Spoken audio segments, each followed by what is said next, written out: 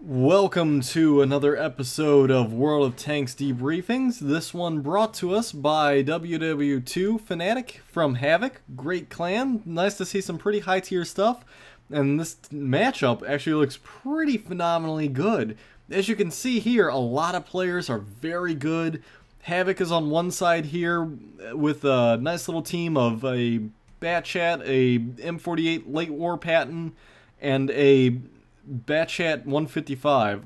The Patton, of course, being the tier 10, the late Korean War / early Vietnam era tank, and it looks like they're going up against a pretty hefty slew of enemies, ranging in everything from a heavy to mediums, 2 major TDs and another medium, as well as a full group of Russ SPGs.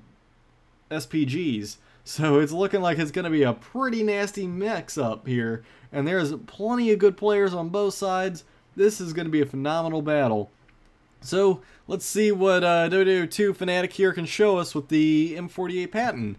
So right off the bat, one thing I usually do in this map, and of course it could be wrong, could be right, is I like to travel up the 9-0 column there. It's my personal thing I like to do in a medium. I like to get up there quick and do some side shots into stuff. And if I'm a little bit lighter and faster, I'll sometimes go into the center here and start spotting.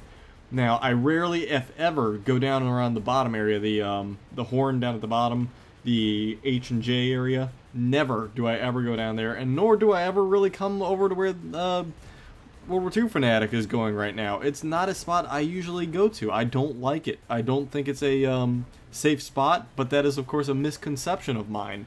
It just so happens to be just it looks open.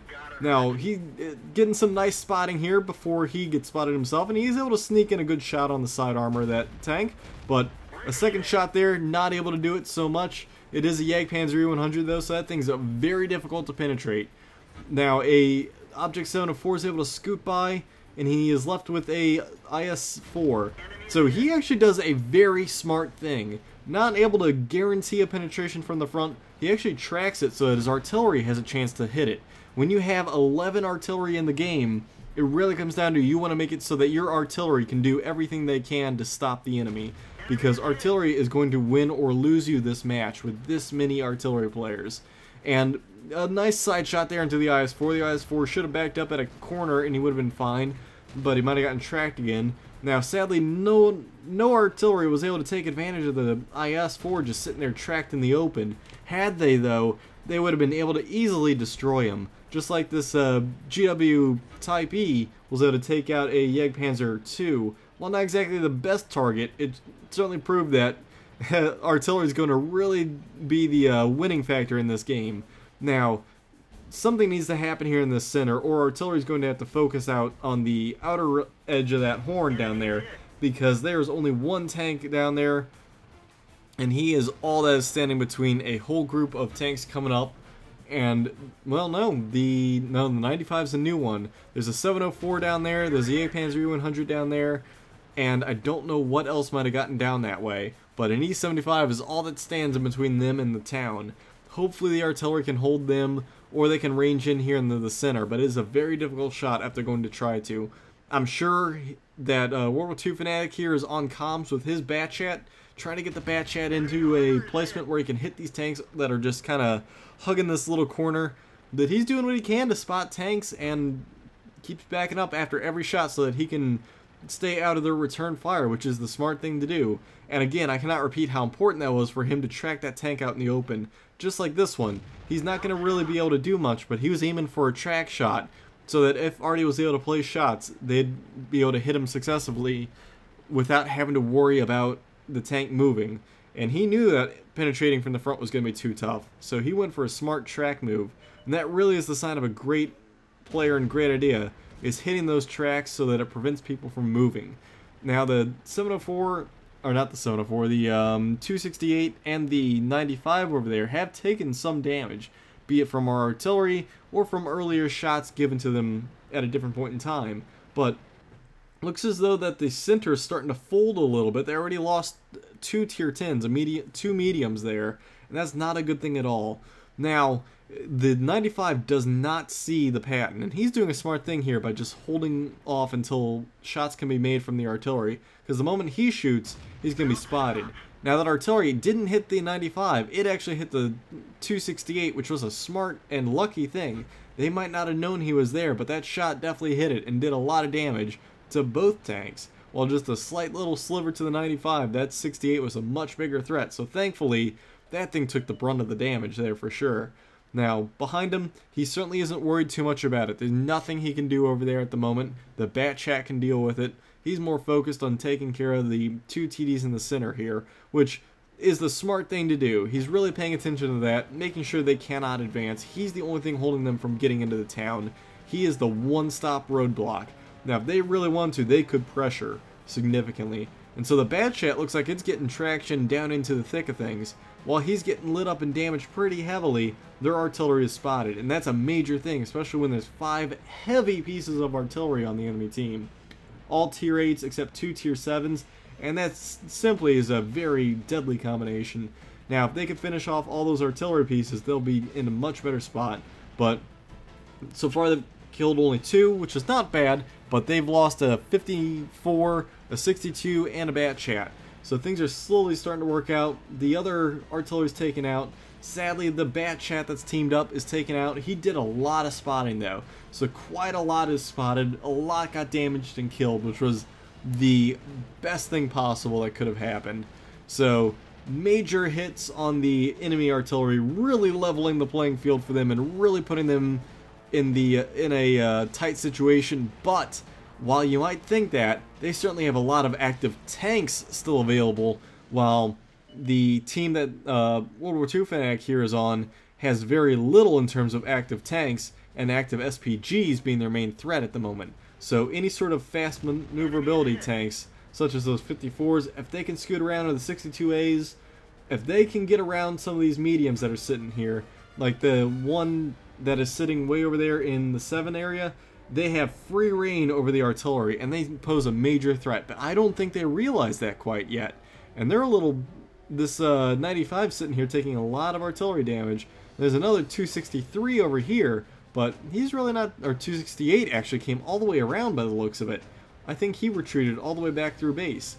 Now those 54s could have pressed heavily, just easily taking out that Patton. And the E100 here would not have been able to do too much to him at all. So there's a very big missed opportunity by the enemy team, and it looks like World War II Fanatic here is trying to pull double duty, watching both the center and protecting that E100. Had they still have the E50M, they still have the T62A, and they still have the 54, those tanks really should be pressing heavily on the Patton that's over in the 8 or 7-8 column, because he cannot stop them. They will get around behind those artillery and they will do some serious damage, taking them out and almost capturing the game, and they're very reluctant to move, and that is a big shame because it's really opening up the opportunity.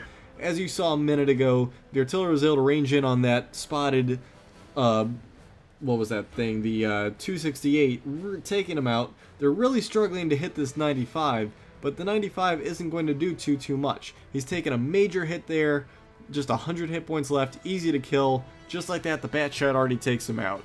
Now again, there's still a lot more active tanks on the enemy team, especially higher tier enemy tanks on the enemy team. Why they're not pushing around behind up the hill is quite a big conundrum, because they really should be pushing. That Jagdpanzer E100 and 704 can easily hold this back flank without a problem. That 54 and 62A and the E50M too should all push onto that E100, kill that thing off in one shot, go after that Patton, kill that, really leaving the M48 Patton to kind of not really have too much to do except either fight him off or chase him down as they swing around to the back, come down the 0 line and take out the artillery. But they're stalling significantly, and this Jagdpanzer E100 is kind of just trying to hold off the best he can, but with all that artillery, he cannot make a move at all.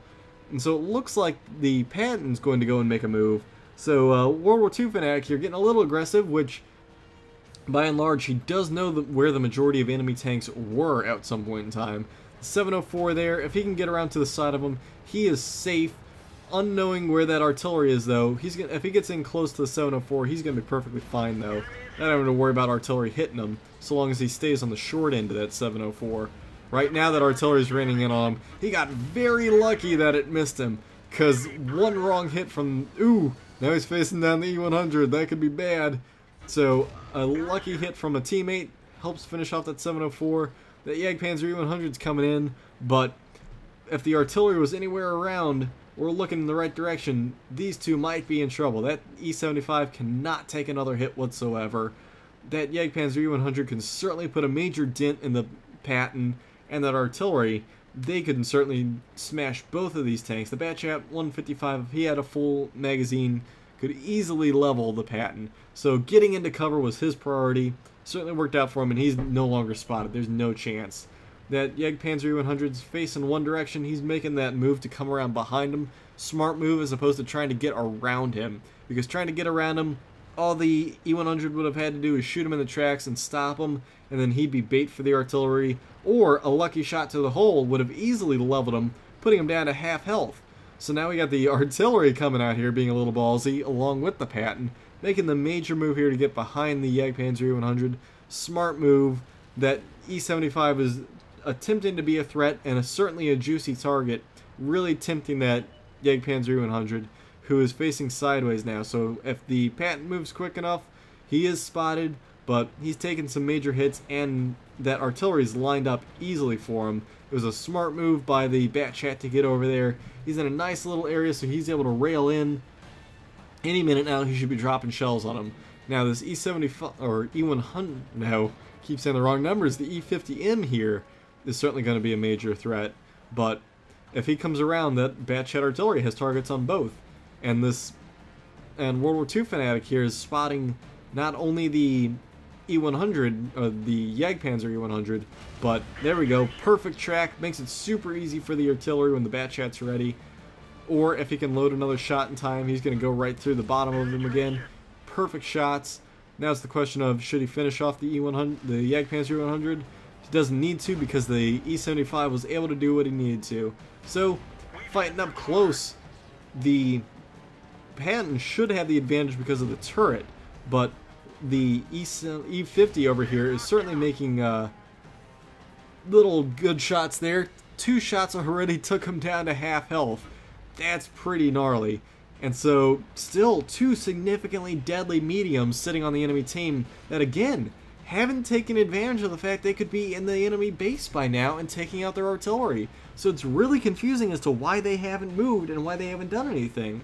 Maybe they're low on health and I don't know it, but they really should have all clustered together and wolf-packed out.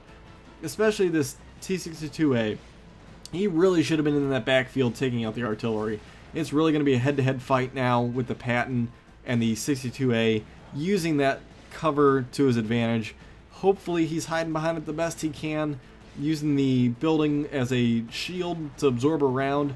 Now he has lost track of it, don't know where that artillery is again, and that could be a very bad thing. He is right next to where that artillery could be. So one wrong move, he's definitely got to keep those buildings in between him and the artillery. Otherwise the artillery is going to rain in and really do some heavy damage.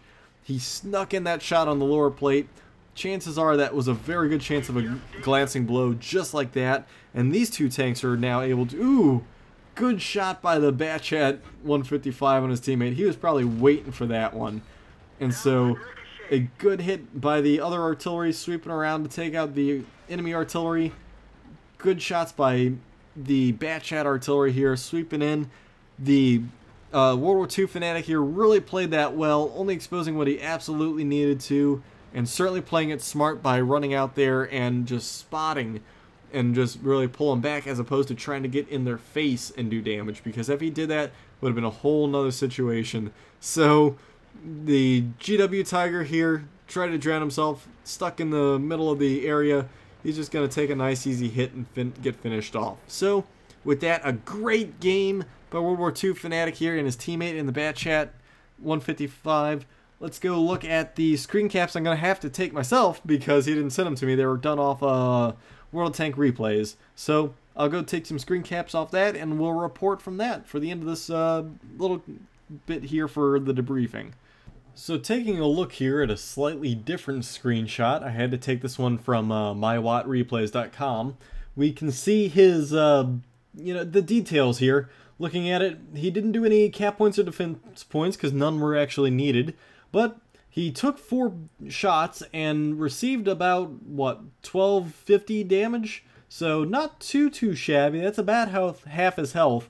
Most of that was from the E50M, but there's no real stopping that. That's just, he had to tackle that thing head on, but otherwise did pretty fantastic about his spotting, allowing his artillery to come in and help him, rather than him trying to go crazy and doing it all himself. He really relied on his artillery. As you can actually see down below, the artillery is what won the game. You can see here with that much artillery, every one of the artillery players got at least 1 kill on his team, and that made all the difference in the world, because just being able to drop all those shells and just wipe out targets like that, I mean, they didn't stand a chance, and especially just good teamwork between all the smart artillery players on this end really worked well, in addition to his buddy helping him out in that very last bit, coming around that bend and setting up, and then him running as the spotter. So, fantastic job there. We look at the actual stats here, earning pretty good experience. 1875 for a non-double, and then 77,000 credits.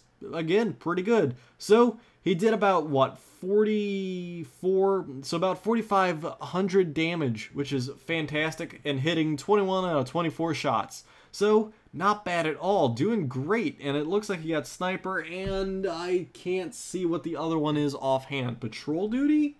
I think it's patrol duty. So that would be from him spotting the targets that were coming at him and those targets getting damaged while he had spotted them. So he did great as acting as a scout in such a heavy medium, in addition to then being able to duke it out in close range when he was able to get there. This thing really is a scalpel used in a battle here. So he had to be very precise about what he was doing. He tracked those tanks very effectively, especially that JP100 at the end and the IS-4 at the very beginning. Sadly, no one was able to take care of the IS-4, but getting that the JP100 at the end really helped him out a bunch, because he was able to do so much more damage that way to him, as opposed to him just crashing down that hill, hitting him and shooting him for pretty much all his hit points.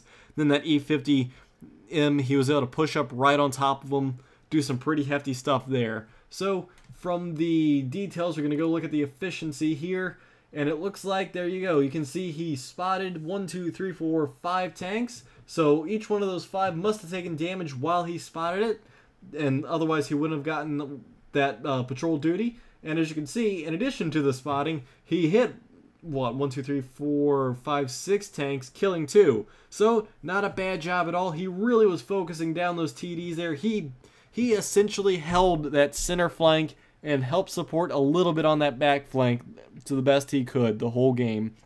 He played that one pretty well, I must say. He didn't go where I normally would, but it really worked out. Now, again, those mediums on the enemy team should have pushed. It would have been a totally different game. WoT Fnatic wouldn't have been able to do what he did if they had pushed all the way around, killed off their artillery. It would have been a whole different fight.